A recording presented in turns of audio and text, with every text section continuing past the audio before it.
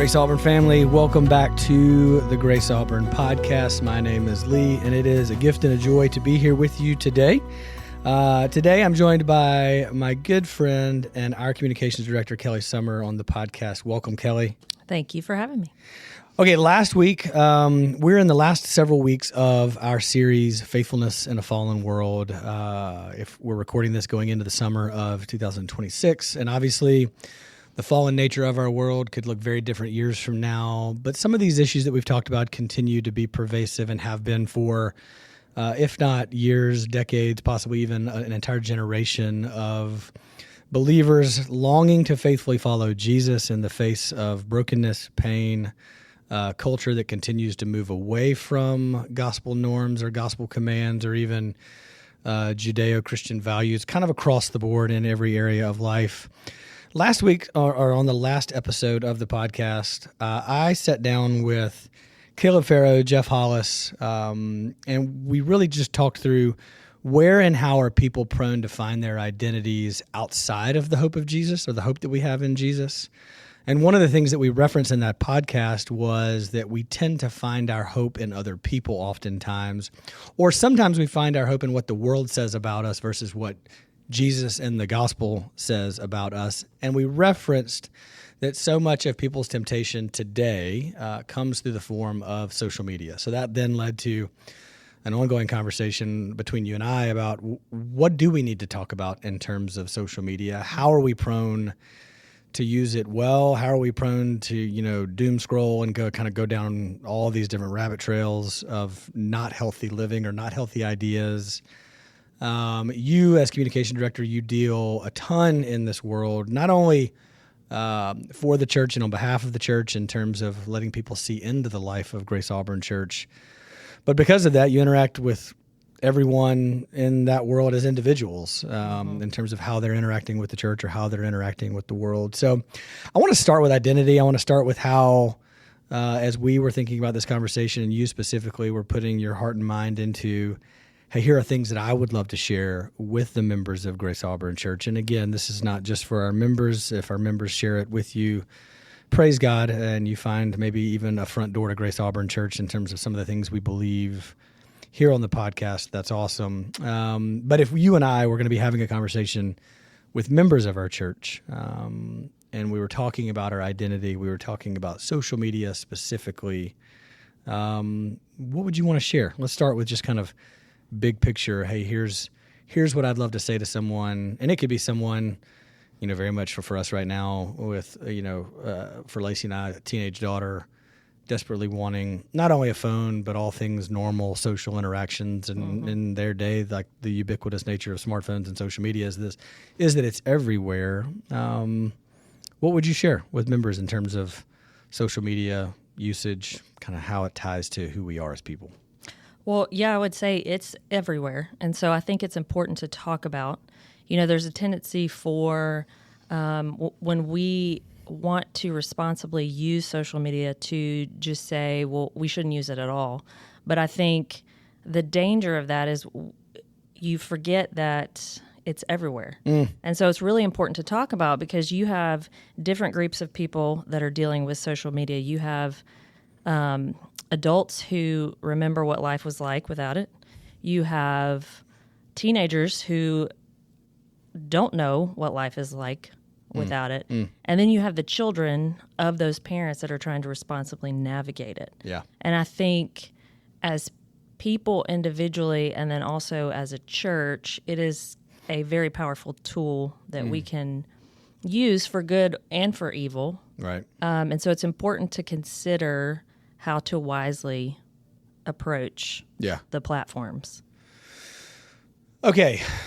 If it is everywhere, if there is a constant temptation towards the way of the world with it versus the way of Jesus, and if Jesus is sovereign over the universe and he holds all of it together with the word of his power, then he is also sovereign over social media. As we think about not only our body and the members of our church interacting not only with one another but with us, how do you see social media? I don't think we have to spend a lot of time talking about the trappings of all things social media. I think that we could go for weeks upon weeks talking about all the ways in which the enemy has used it, from comparison to, any number of attention-starved tendencies that we may have as fallen people in a fallen world, or broken people in a fallen world. And maybe that's something in your notes that if you've got that you want to share, just in terms of things we shouldn't do on social media, like find our identity, like those types of things. I'd love any thoughts you have on that before we get into maybe kind of the heart of what are ways we could and should use social media. Like what is the good that comes with it? Do you want to talk about the bad at all, or? Yeah, I mean, I think tying into what y'all were talking about last week with identity. I mean, anytime you're finding your identity in anything other than Christ, Right. it's stealing your affections away Sure. from who He is and who He's made you to be. And so we have a tendency to look around us and hide behind a screen to find out who we think we should be. Sure. In the name, sometimes I think of improving ourselves, even. Trying to become more fit, trying to become more attractive, smarter, et cetera, et cetera, et cetera. Yeah. You could literally, I think every single person who has been on social media understands what it feels like to compare themselves to other people, to envy. And you can also find countless books on it, like you were saying. I mean, there's documentaries, there's all kind of information you can go to find the nature of the human race when it comes to social media.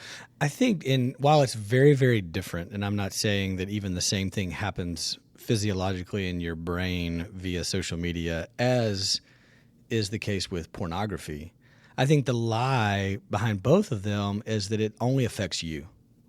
Like if I'm seeing this thing or doing this thing or watching this thing versus I'm comparing this or I'm doing this or that it's just me and my time and it's not really affecting or impacting anyone else. But the reality is if your mind is being conformed to the image of this world and not the image of Christ, if you're becoming more like this social media platform or this feed or this group of people that you follow, or you're constantly trying to keep up with those things, and now, like, who knows what's real versus AI in terms of what gets put online, I think the lie is that it only affects you.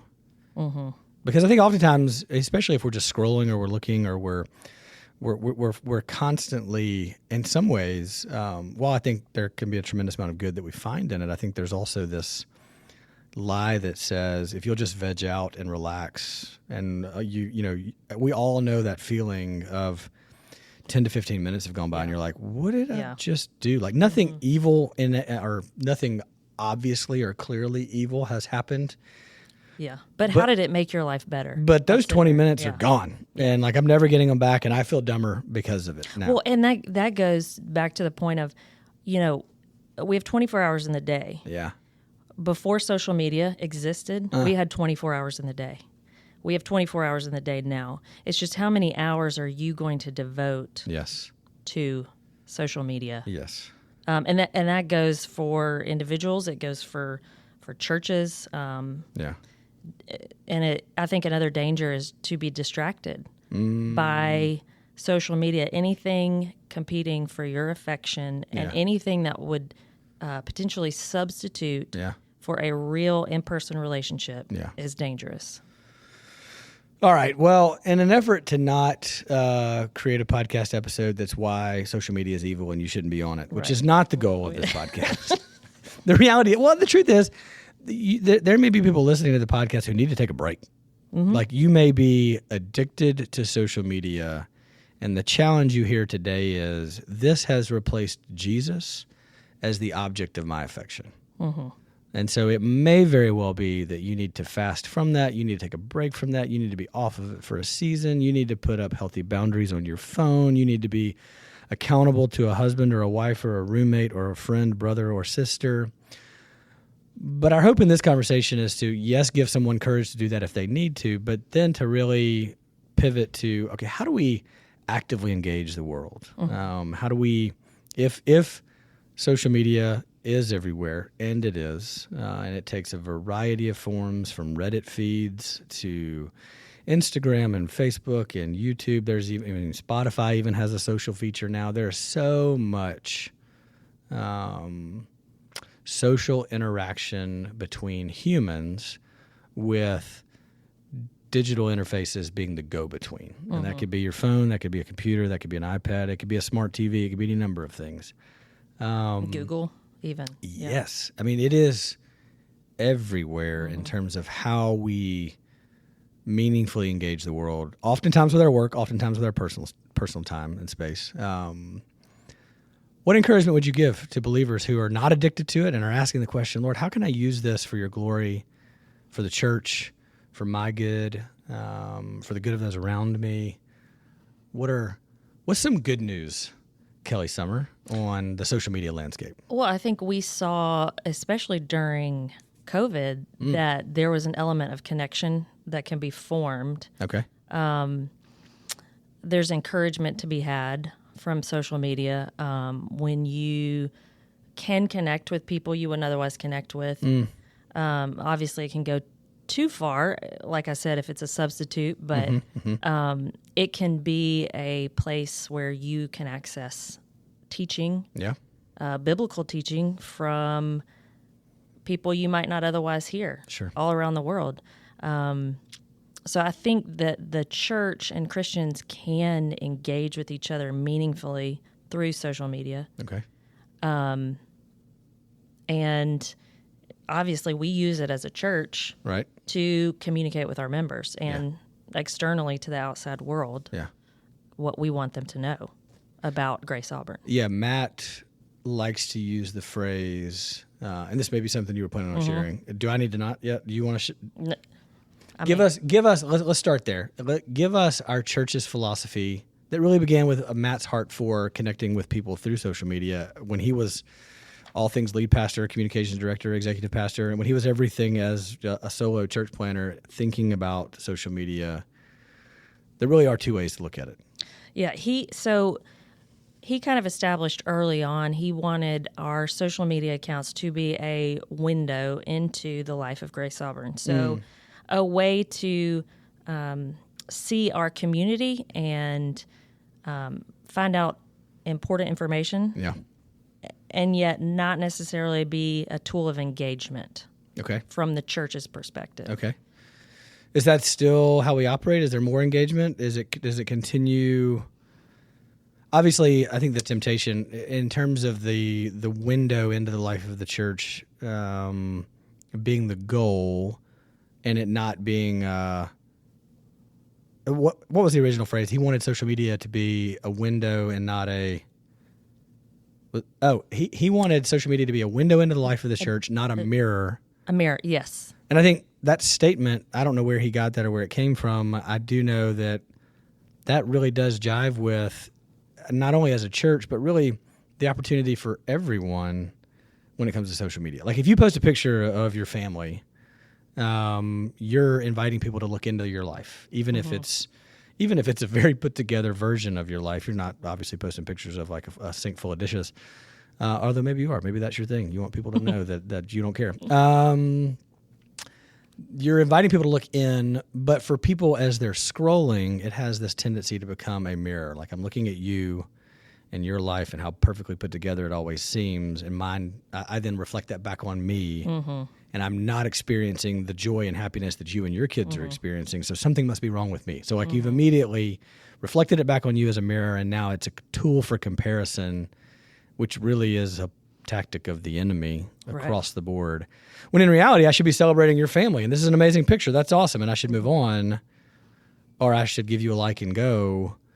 But it's so oftentimes it becomes, oh, I wish we had, or I wish we could, or I wish we had enough, or does that make sense? I wish our church did this. I wish our church did this. And it's our posture is to not be overly polished, to not be glossy. I read somewhere recently that the gospel was never meant to be glossy and perfect. Ooh, I like that. And so that's kind of how we need to get information out, because the reality is a majority of people that walk through the front doors will have already been in our church without coming through the front doors. They will have looked on our social media accounts. They'll have been to our website, hopefully, listened to a sermon, a podcast maybe, but they're going to check us out before they even come in the doors. Right. And so we have to allow people that are looking to see what Grace Auburn is about to accurately see what this family represents. Yeah. And so it's not going to look perfect. We actually had somebody early on, and I don't know if it was a member or someone visiting, that commented to a staff member that they liked that our social media accounts were not polished. Okay. And I thought to myself, oh, I think that should be a compliment. Yeah, I'm choosing to see that as a compliment. I had to choose to rejoice in that. And then over a little bit of time, I thought, that is actually what we're all about. We are not trying to have the biggest and the latest and the greatest technology. We're not trying to present that. This is authentic gospel community. How do I put that on social media platforms in an accurate way? Which I think whether it's a church or anything else, if you're trying to shine the light at how great you are, then that would be incredibly difficult. But if you're trying to shine the light on the gospel and the work of Jesus amidst broken people, then it actually is maybe not easy, but far simpler than I think oftentimes we make it. Because I genuinely love the phrase that the gospel is not glossy. And I think that's true with our experience in worship. I think it's true with your experience if you join one of our community groups or become a member, is that family can't be polished.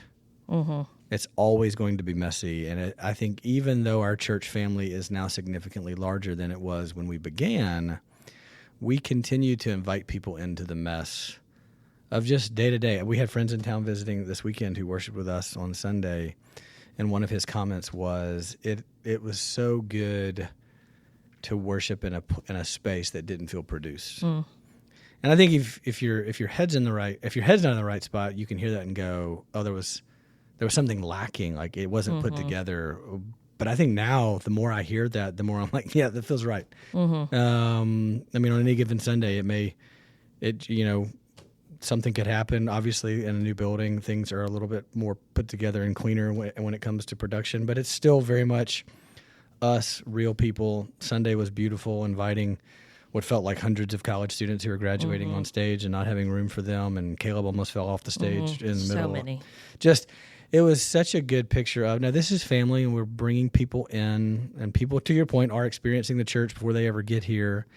And then hopefully, whether it be through reels or sermons or pictures that get posted, they feel a real sense of celebrating the goodness and kindness of God to a people that are undeserving of it and just want more people to know that. All right. Where do we want to go from here? I feel like we could have this could go a lot of different directions. Do you have specifically anything else you want to share with our body? Is there any encouragement that you want to give to our members? Or are there ways that maybe you would love for people to interact more with us on social media? How do you want to go? Well, I'd love for our members to know that the things we want to emphasize on social media are, we want to encourage each other. We want to invite people into the life of our church, like we've talked about, highlight what he's doing in our body, and then ultimately point back to the Lord and glorify him through the life of our church. And we also just want to continue to prioritize in-person communication and gatherings. So sometimes we use the social media to point back to events and members' nights, community groups, whatever, Bible studies, whatever it may be. But we have that as a top priority. Is being here on a Sunday morning. Our live stream is never meant to be a substitute for gathering in this space with each other. So that's always going to be the priority. but we do want to attract the appropriate amount of attention to the church, in the sense that we were talking about of what's going on in the life of the church. Not for the sake of building our brand, although it is fun to have a new brand, and Yes. there is a tendency to want to build that up. Since it's prettier. Thank you, good friends. It is excellent. We love it. Thank you, good Everybody friends. loves it. Yes. But that can't be the focus. All right. It has to be pointing back to the church. Yes. The people together. Yeah, I think the tendency towards,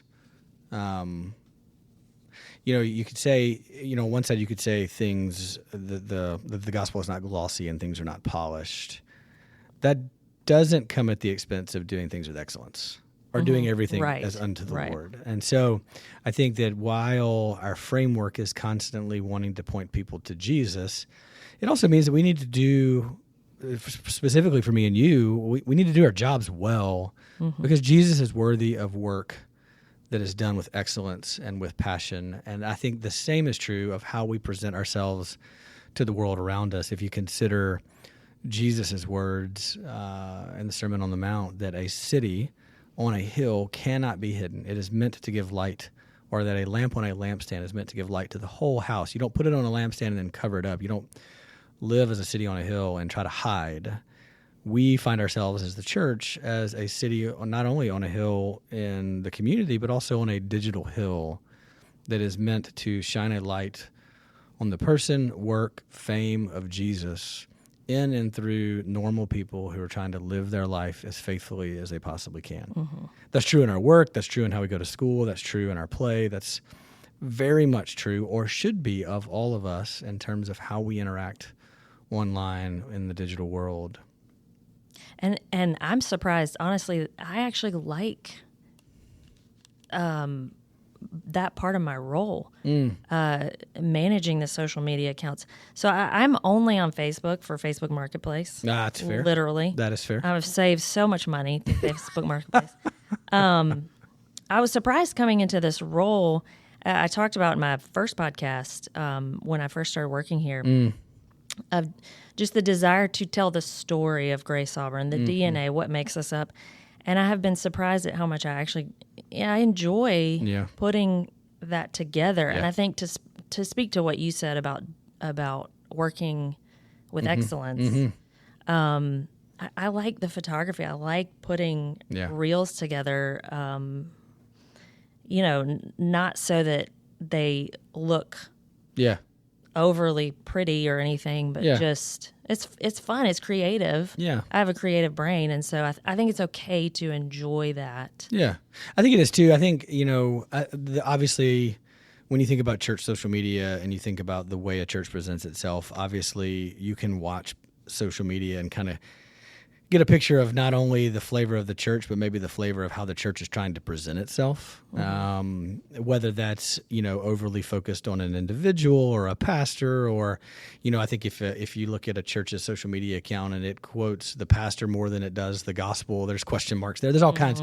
And I think that's true in the Western church at large. I think if you were to look at our social media, my experience of it, and I have very limited personal access to social media as well, and Lacey and I obviously have Facebook for Marketplace also, and for all things communication from teachers and parents and groups and all this other sort of stuff. What I find about ours when I watch the reels is I just see our people.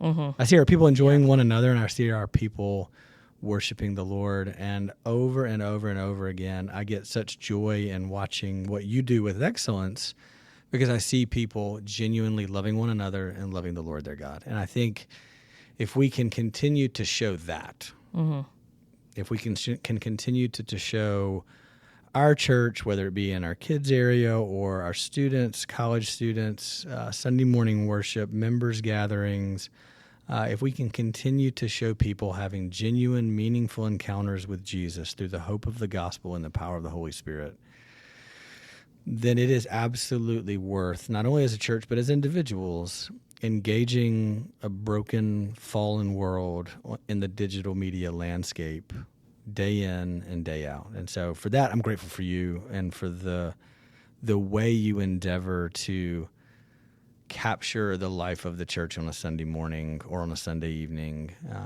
and present it to the world in a way that says, hey, this is different. Mm-hmm. Not only our social media accounts, but the focus of this group of people gathered together is different than anything and everything else that the world has to offer, and it's better because of who we worship. Mm-hmm. All right, what final thoughts do you have? What kind of, in terms of just wrapping up our conversation today, things you want to share, things that maybe you haven't gotten to, in terms of your thoughts of how we as the people of God can be a city on a hill, can be a light on a lampstand, so many different phrases, how we can be salt in a decaying world, how we can be light in a dark world. How would you want to challenge or admonish or encourage our body today? I think it is good to regularly take stock of what you are doing and how you're presenting yourself, what is competing for your affections. That goes individually, and it goes for our church. It goes for me too. And so sometimes I have to step back and look at what we're doing. Am I letting our speech be gracious and seasoned with salt? Yes. Collectively as a church, as we face outward, and it is what we are communicating to the outside world gracious and seasoned with salt. And so I welcome any kind of feedback when it comes to that. I enjoy that. I need that from members of our church because our social media accounts do represent our body. Yeah. They don't represent Kelly Sommer. Sure. So I want it to accurately portray who we are. Yeah. And that takes feedback from our body. Yeah. It takes feedback from our staff. And so I think that's good and right to take stock of what we're doing with our social media. On behalf of the Grace Auburn Church family, thank you for listening to the Grace Auburn Church podcast. If you'd like more information about partnering with us and our mission or ways that you can get connected, please go to our website, graceauburn.church.